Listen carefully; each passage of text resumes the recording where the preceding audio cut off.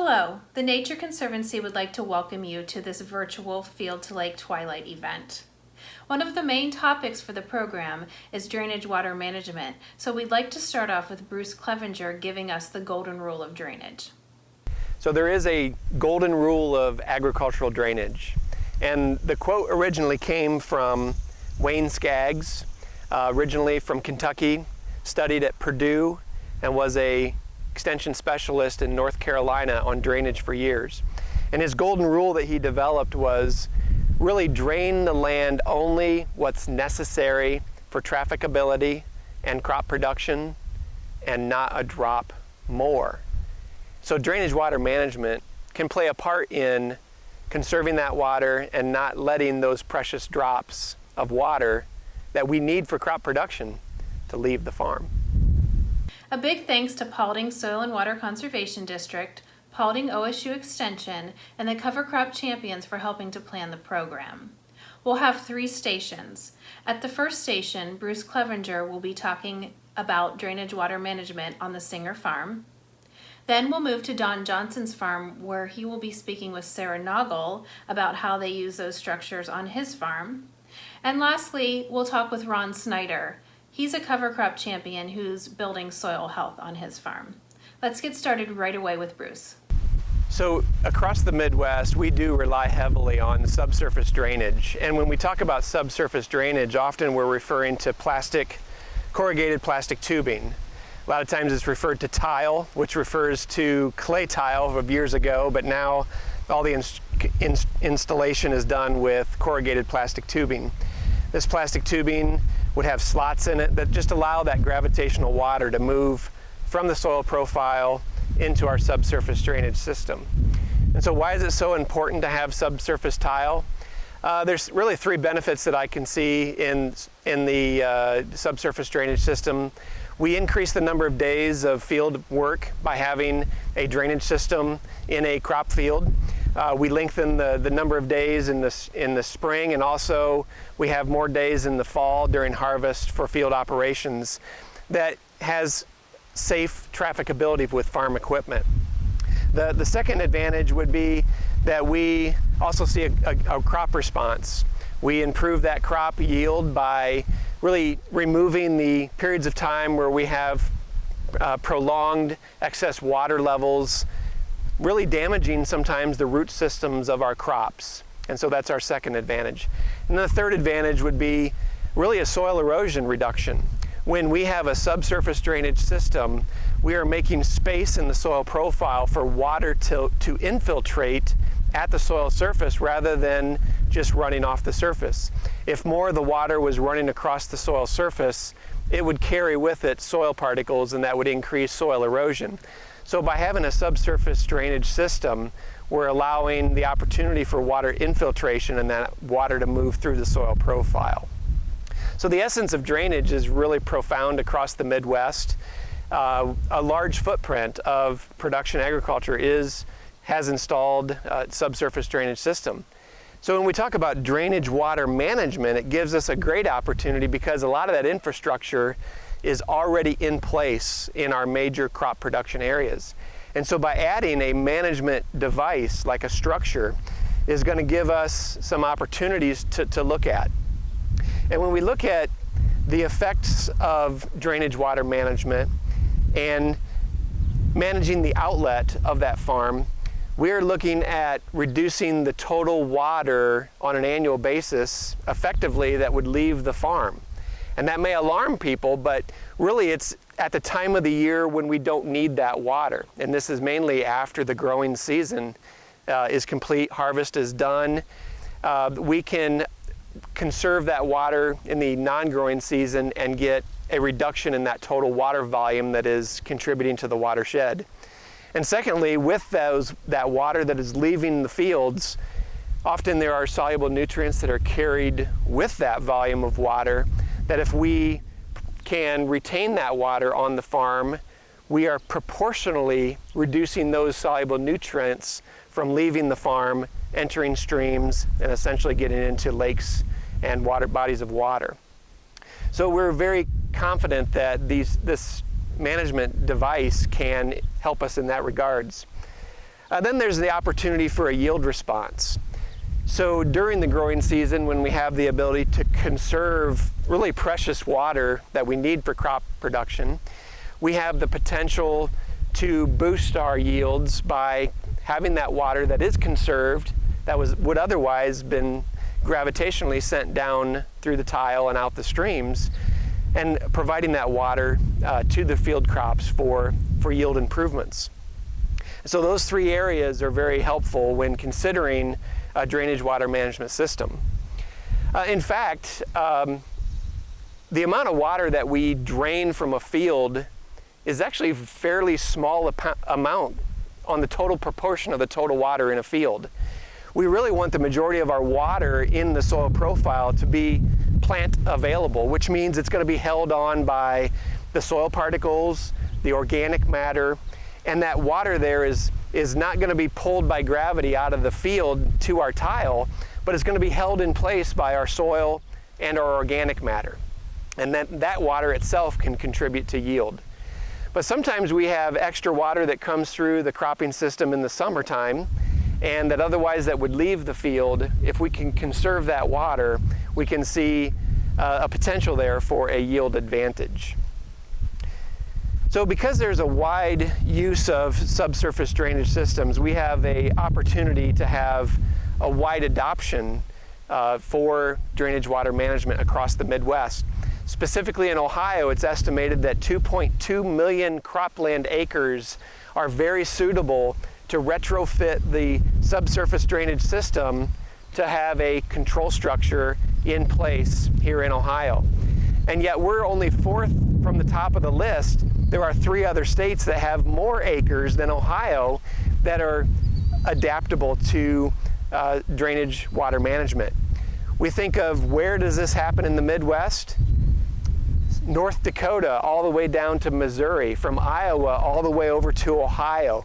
These are prime production areas of the Corn Belt, soybean region, that there is much acreage potential for adapting drainage water management to it.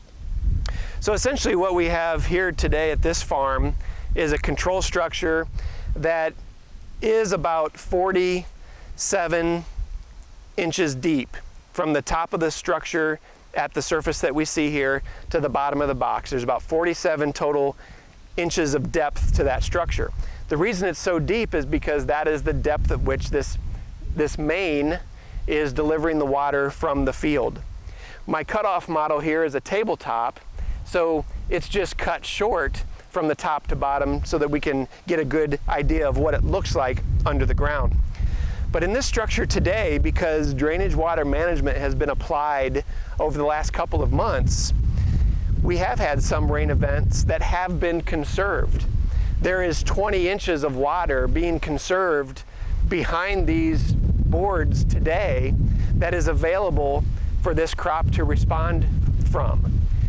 So we talk about water running downhill, but how does that work when we conserve water deep into the soil profile? How does that water essentially go uphill to benefit the crop? And that happens because we have capillary rise. Capillary rise is those small micro spaces in the soil profile.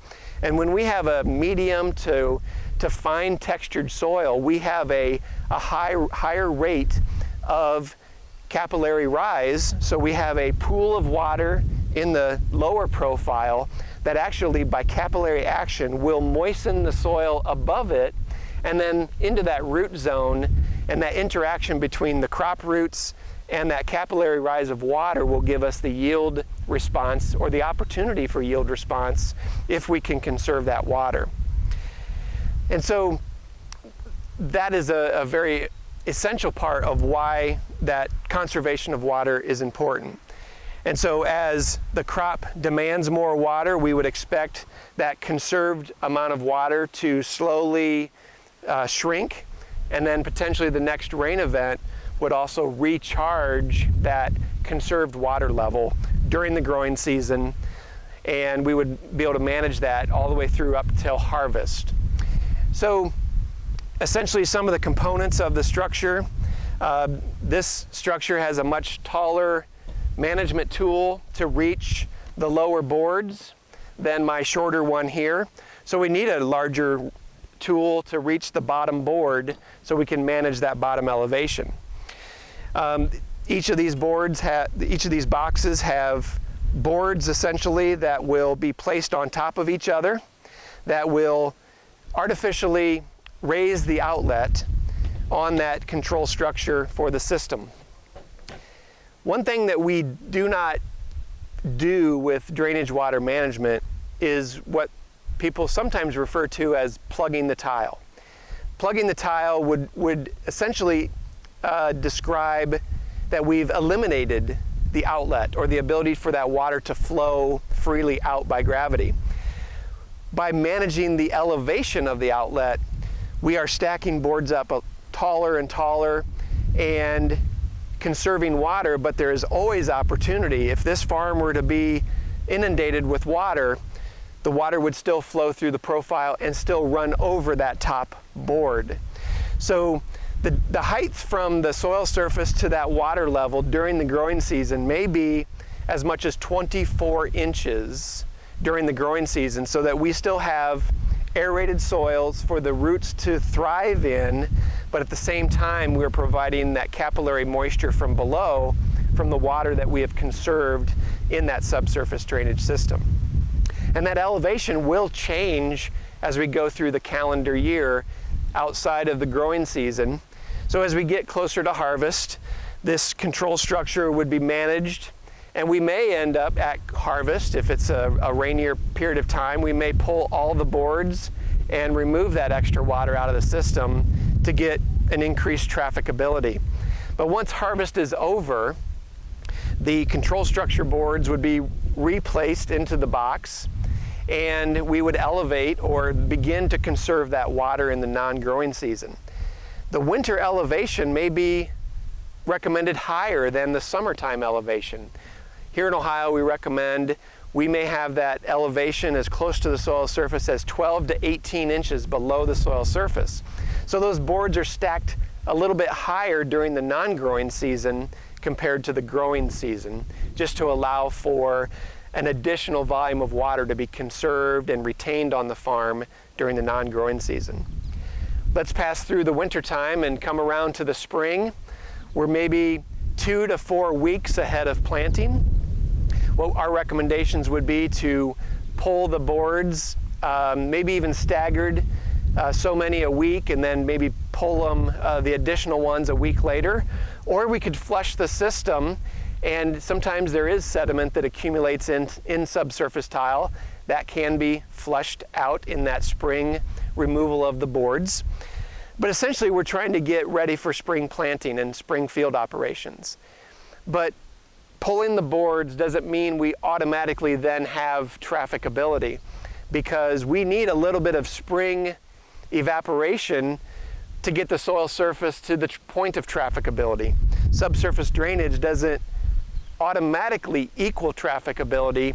We can use subsurface drainage plus then spring evaporation to get to the point where we have trafficability. So 2 to 4 weeks prior to a normal planting date would be ideal to get that field ready for spring operations. And then once spring operations are completed, we would then begin to replace those boards to elevate that water level to maybe that 24 inches below the soil surface. Or if our management is intense, or we're wanting and willing to have more management responsibility, we could even elevate that a little bit even higher during the growing season if we're willing to manage it and be ready to remove boards if we know we're going to be in a period of wet conditions, and we certainly want to protect that growing crop.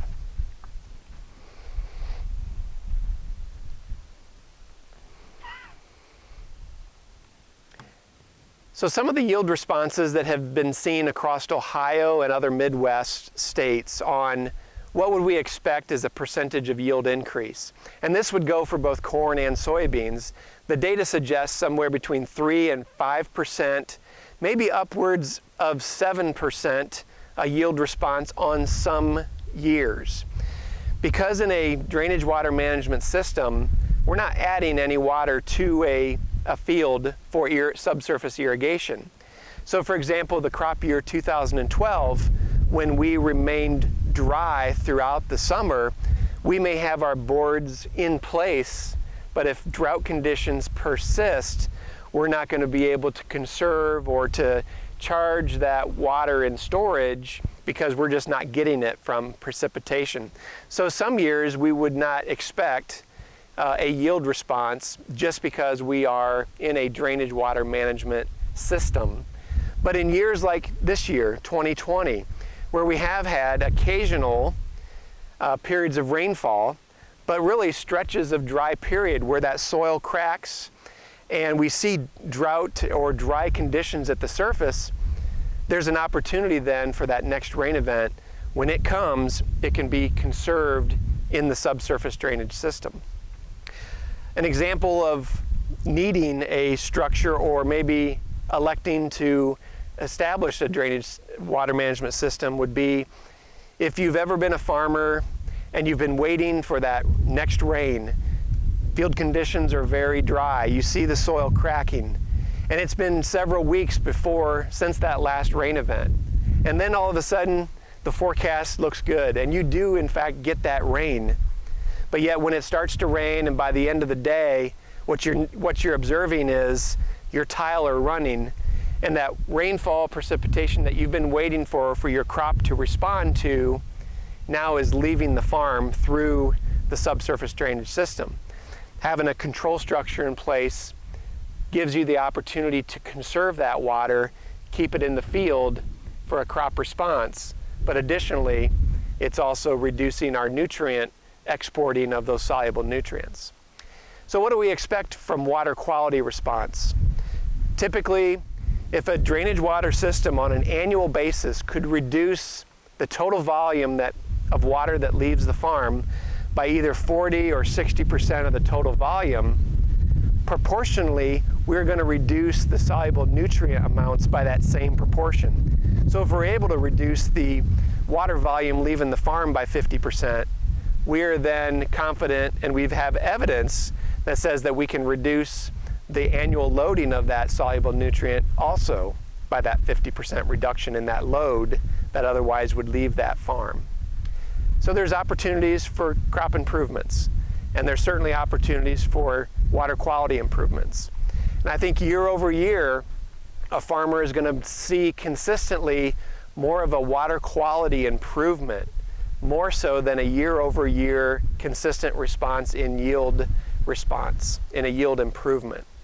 And so this is one of those practices that we can implement to play our own part in the solution for reducing nutrient loads to our lakes, rivers, and streams. What a great overview from Bruce about drainage water management structures and the details of using those structures on your farm. While we were there, we were able to hear from Defiance County farmer Dan Singer giving us his thoughts on the structures. Everybody knows that tile pay for themselves. If on the ground, they really help. This water structure just helps pay for it a little sooner because you can control the water. If you're getting ready to plant, you open the structure up, get the field dried out, plant the field, and then when you got everything planted and it looks like it's going to stay dry, close it up, you hold that water in there, and through the summer it really helps the crop by having that water held in the field. And then in the fall you open it up, let the water out so you can harvest. And I just really think that those structures are really great. They really help pay for them tile. Before we leave, let's zoom in a little bit closer on the drainage water management model. So control structures often have a designated bottom board. It just has extra seals so that that bottom board is properly placed, and so we have a good solid board at the bottom for managing that water. Each additional board would then also have seals and then placed on top of each other to again raise that outlet elevation. So again, we're managing more water being held in the field by each board that's being added to the structure. The tool then has two parts to it. We certainly have the part that would grab a hold of each board and pull it out, but then it also has a push section or a push board to push those boards back down in there so that they slide in and out. Structures ought to be maintained on an annual basis as well with some silicone lubricant, just so that these boards slide and the rubber seals stay soft. And so a lot of the manufacturers will provide a recommended silicone lubricant or grease that goes along with these control structures. During installation, it's very important that the bottom of the hole where this structure is placed is undisturbed or remains very solid. We do not want this structure to be settling after installation. We don't want it to sink. And we also want to use proper fittings when attaching corrugated plastic tubing to any drainage system. When we install a control structure, it's recommended that a 20-foot non-perforated section of pipe is joined to the structure with proper fittings so that we are reducing the risk of seepage, because if the structure is holding head pressure, we want to have solid piping 20 feet away from the structure to prevent any water to bypass the structure. Also on the downstream side, we recommend 10 to 20 feet also of solid non-perforated pipe, either PVC or double wall corrugated plastic tubing, because sometimes depending on where the structure is placed, there may be a creek or a ditch that water elevation increases that could bring water pressure back from the downstream side of the structure as well. So follow the manufacturer's recommendations on installation, and we'll have a greater success of these structures performing in the way that they're designed to. If you have any questions for Bruce, he can be reached at the Defiance County Extension office. Next, we're going to move to Don Johnson's farm. He's talking with Sarah Noggle, Paulding County OSU Extension agent, about the drainage water management structures on his farm. Please bear with us through this section as we move to 3 different structures. We are still very new at capturing these types of videos. Hi, my name is Sarah Noggle. I'm the Extension educator here in Paulding County.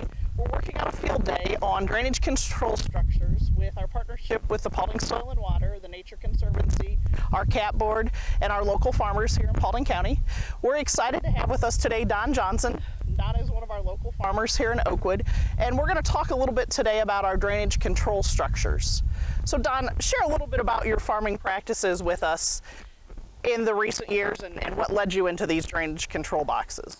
When we used to get it, before we did no-tilling, and I think I had this before I started no-tilling much, if we got a ½ inch of rain, you had cracks in the ground, because I've got heavier ground here, it would run right down in the tile and run off. This, and the no-tilling help, plus this right here, will capture the water, at least in the tile, and the roots do have a chance. I don't raise corn anymore, and if I probably did, corn roots I think go deeper than beans and would really help. But I still think, my wife was riding a combine with me 2-3 years ago, and she says, why are all these beans so much taller over the tile? I said, well, and it was dry. It wasn't because it was wet, because there was moisture, and I'm positive the roots did get down to the water in the tile. So Don, I know you've had these drainage control structures for a few years. About how many years have you had them, and what led you to starting to use them? I don't know. I got everything's tiled now. I got everything. I had everything tiled at 40 feet. Then I bought this in my grandfather's place, and I bought this, and it had tile about every 20 feet, but they was old, so I started looking at those, and we just said, hey, with every 25 foot, I think we put them in 25 here, and we just retiled everything. And then at that time, but I had them in at home for, I'm guessing 15 years at least. So quite a bit of time. Oh yeah. And so we want to talk a little bit about the different companies that make these and the different structures. So share with me, you've got a few different kinds on your farm. I got 3 Haviland drain companies, 3 from Haviland. One of our firemen's a manager up at production manager at Haviland, and he went, oh, you got to try them. Well, I did. And I like to buy local if I can, but the rest of them came Aggro Drain out of Iowa. If you go to buy, the first ones I bought, I just ordered them myself and they delivered them. Don't do that. Have your tile person order them because you'll save like 30%. And that's a big savings. And it was cheaper then. But these right here, Havilands, they came out. I had a little issue with them. I could show you to them. They say that the tile don't shrink together. Or maybe if I was a lot stronger, I wouldn't have any trouble pulling these up. But I did. And so I took a board and well, he helped me too. Ed, somebody's his name, from Havilands. And we put it in there. Well, that didn't last, so I made a bigger one this year, and I can get it. Now, this one always worked good. It was the next one up there I had the trouble with. And then on the last one is an Aggro Drain, but they got posts across there holding them better, which is good. I think Ken at Water and Service there, but I still got the first one to Paulding Soil and Water, and that's been Dick Parrish and I was the first two to get them. That's been, who was the guy before you? Jim Lobshire. Jim, he's the guy, yeah. Okay. Jim. So taking care of these and maintaining them, I know, we hear back and forth that sometimes it's the maintenance of them, sometimes it's the, opening those boxes. Talk about the depth that you leave these boxes at throughout the year, and how do you change the depth of those? You just take a rod, and I got 5 boards in mine, and you just pull them up and down like this right here and this right here. Every spring I'll pull the boards all out, and I'll take grease and I'll grease the sides so they move up and down. Now maybe if there's a bigger guy and a lot stronger, you wouldn't have as much trouble sometimes as I do. But the only ones I ever had trouble with is this one and one other one. I think I got a problem solved because where these go in, either they didn't get them quite straight at Havilands. Anyways, I got them pushed out. And as for that, I can't see any difference, one against the other.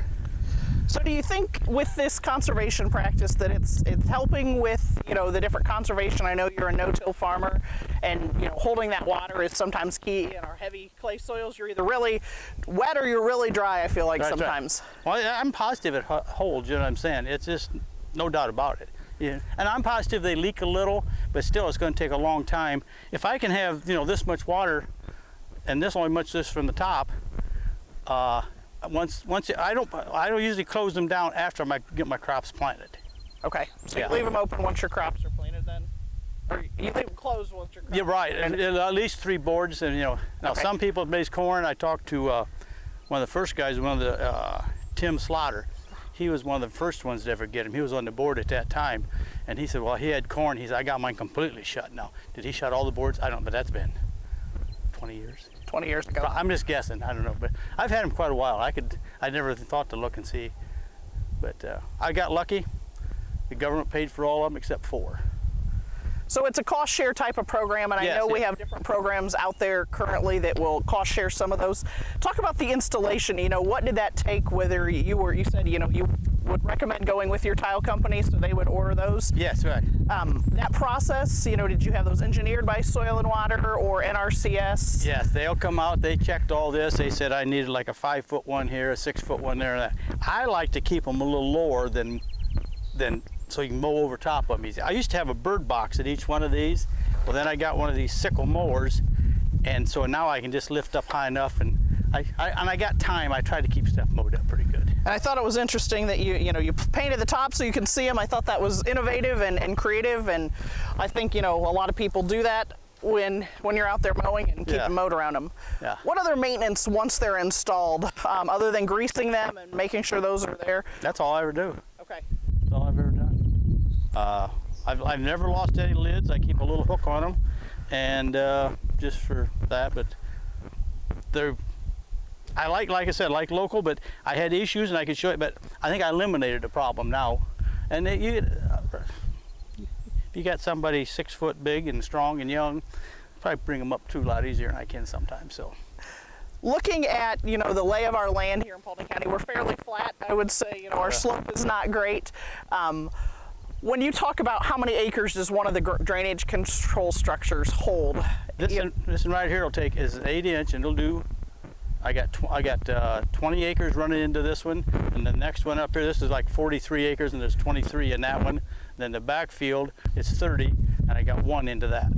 And that's pretty typical. You know, sometimes they say on your flatter ground you can hold more if you have a little bit more slope. You know, that changes those drainage control structures and that engineering. But I think partnering with, you know, whoever you're working with, whether it's your tile company, your soil and water, NRCS, just to get the correct number of those and where they can hold, and looking at, you know, your tiling patterns. Yeah. So I know you shared with us at the last box a little bit of things that you had difficulty with, and this is one of the ones that, you know, you retrofitted some of this. This is one of your older drains. Share with us what you did to this box and what was required. Haviland came out last year, and he 3 or 4 times, and they treated me good. I ain't knocking one bit. And we had to take a board and put in between here and there. We took a wood first to fit. Then they got a piece of plastic we put down there. Well, this spring that didn't work. So I had some plastic at home, was 1 inch thick and 6 inches wide. I cut it and I got it just so it fits right here, and I took a sledge, and the ground was soft, and I drove it down there and I spread that apart. Okay, so we're going to talk about the second type of drain that you have, and you have an Aggro Drain. So share a little bit about the differences between the other box and this one. And Aggro Drain has basically got the same thing. They just pull up and down.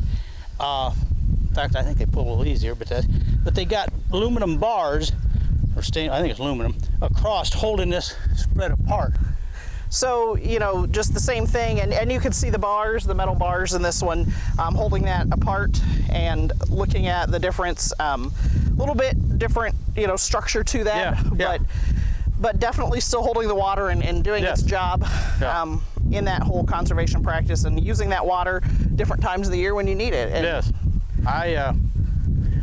The winter, I guess, I might as well be honest, I guess you're supposed to have them closed. I don't. Maybe I might have one board, not a whole lot, but the rest of the time, when spring comes, I just leave them like that. I'll probably do my maintenance when I have plenty of time in the spring, can't do nothing else. Then as soon as the crop gets up, then I'll come back and I'll shut them 3, 4 boards at the most. But that's, you know, these boards are anywhere from like this to like 6 inches wide.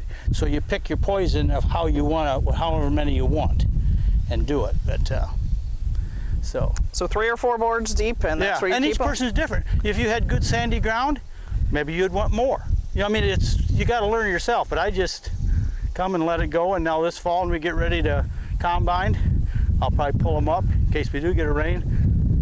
The water's done its good out there, and we want to get rid of it so we can harvest. So. Okay. Well, I appreciate your time today, Don. Okay, no problem. Hope I can help somebody. That's all I'm after, trying to help. That's all you get out of life, is helping somebody. We've heard a lot about drainage water management on the farm. And while we know this is important, we also know that building your soil health is very important. Ron Snyder, a cover crop champion, is going to talk to us about how he does that in his farm. I'm Ron Snyder, small farmer from Wood County, in between Pemberville, Bowling Green, Ohio. About 10 years ago, good 10 years ago, 11, I started noticing things on my farm that were not conducive to agriculture, let's say. Could not get water through the ground. And everybody said, tile it, tile it, tile it. Well, when you can't get a half-inch rain through the ground to get to the tile, you've got a problem. And things just kept going backwards and backwards. And then finally I started on this cover crop program, so to speak. The more I started working with the cover crop program and switching to complete no-till, things started to get better. Now the first 3 years, trying to change the soils over, that was a challenge, quite out flat challenging. Third year was my worst year. I could see things just struggling, trying to get going. After the third year, about the fourth year, and then in the fifth year, you could really start to see a difference. The water would start to go through the ground. We could get rains, and it would just keep going through the ground a little bit. Okay, then 2 years ago now, then I tiled my farm, and hey, guess what? Things are starting to work a little better again because we can get the water to the tile. If you can't get the water to the tile, you've got a major problem. And So that's kind of what I did, and that's kind of my story where I'm coming from here, is I started on the cover crops. And, you know, for telling somebody to start out on the cover crops, right now there is so many different avenues that people try to tell you to go. Okay, you need to work on your compaction. You need to get your microbiome going. You need to use this cover crop, the next cover crop. And, you know, when I've talked to people, I said, let's break this down and forget all the baloney. And you got two concepts that you're after. The first concept is you want to promote arbuscular mycorrhizae fungi. The next thing you want to do is to promote your microbiome, or all your microbiology in the soil. Those are the two main ingredients. Now, we can do this by using cover crops. And I know a lot of people get hung up, well, we need this cover crop, we need that cover crop, another cover crop, so forth and so on. And I've seen where a lot of people get hung up on this, and well, I'm not quite sure what to plant. I think we're looking at it a little bit incorrectly there. The trick is, let's plant something.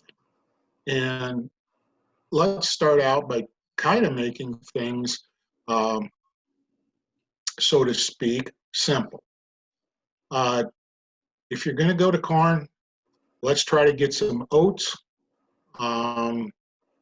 in, maybe with a winter pea and some radish. Just real simple. The oats winter kills, the radish winter kills. The peas may or may not winter kill, but they are not an issue coming through the winter. You can take those out relatively easy with no problem whatsoever. And if you're going to go to soybeans, let's use cereal rye. Those are some very basic things that you can do.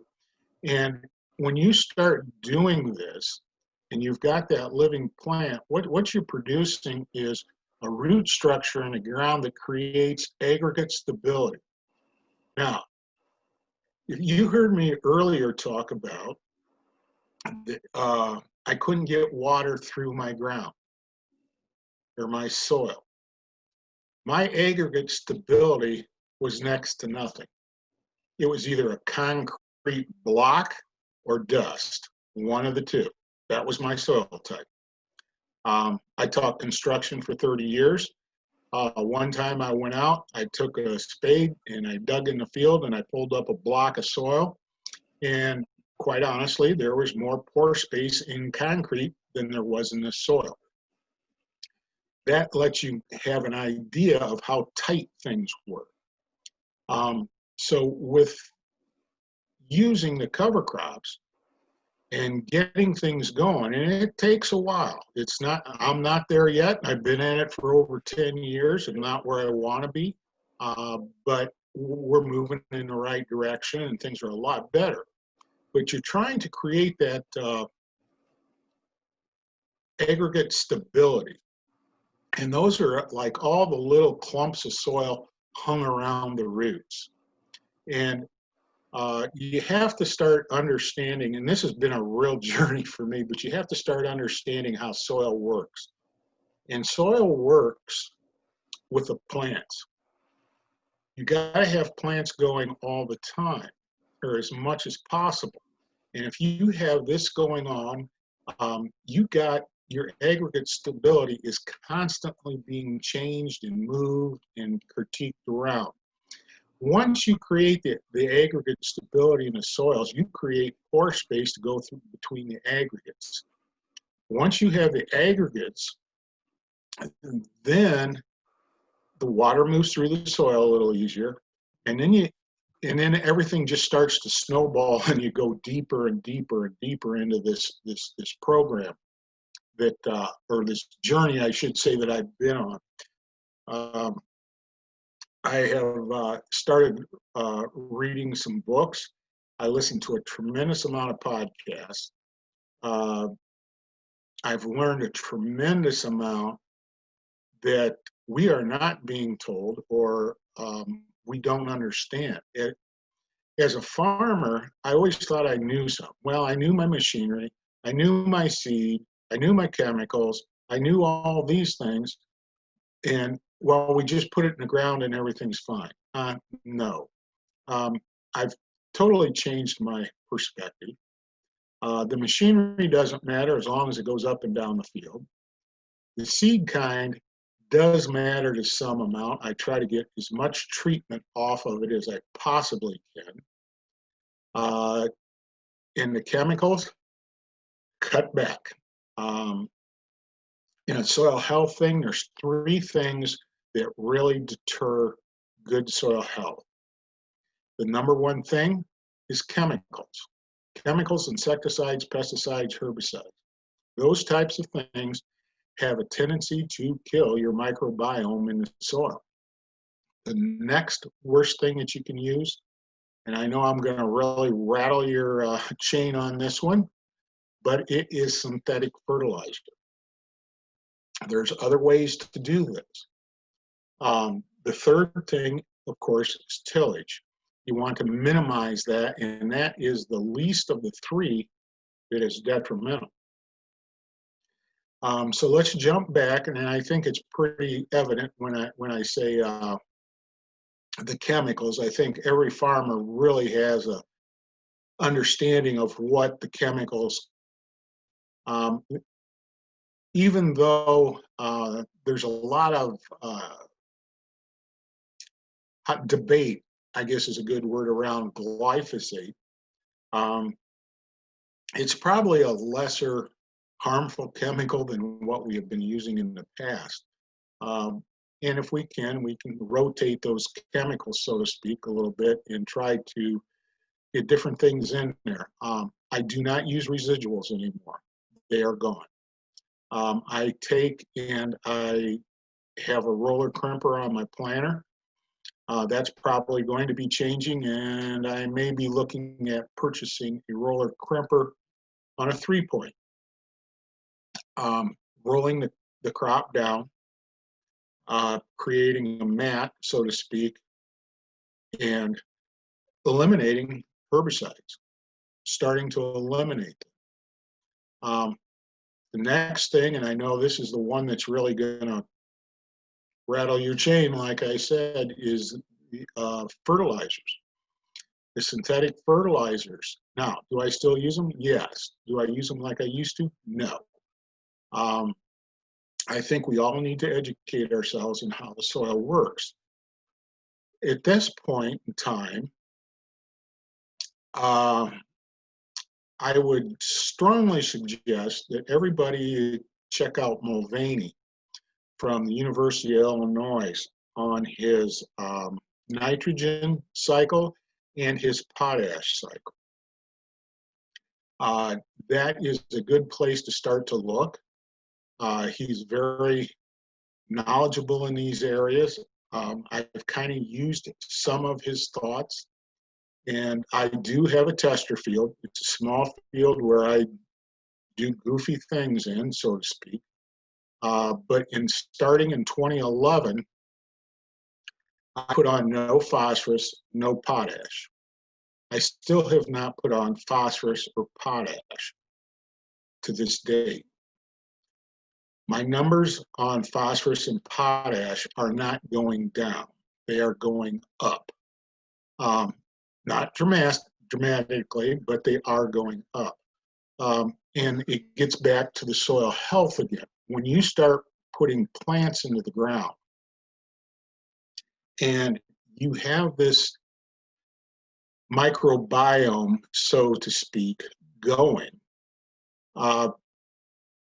40% of your organic material can be dead carcasses of microbiology. There's a whole bunch of things going on in the soil. So when you start having things like that happen, you have your earthworms come in, that's going to come down and take your straws and your leaves and this type of thing down. And you get this system working, yes, your numbers do start to go up. But you have to understand the system a little bit. And that's the part where I've been cutting back on fertilizers And we're going to take another step again this next year. It's little steps by little steps, but we're going to take another little step to move forward.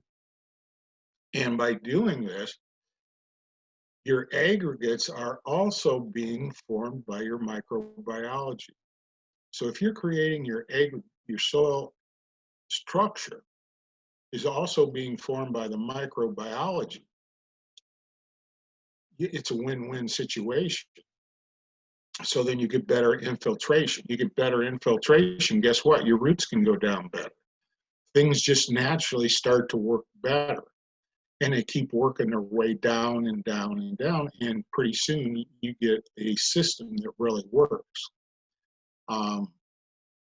So that's a little bit about soil aggregation. And I think that's very important to the drainage part of this. Thank you so much to everyone who helped plan the program.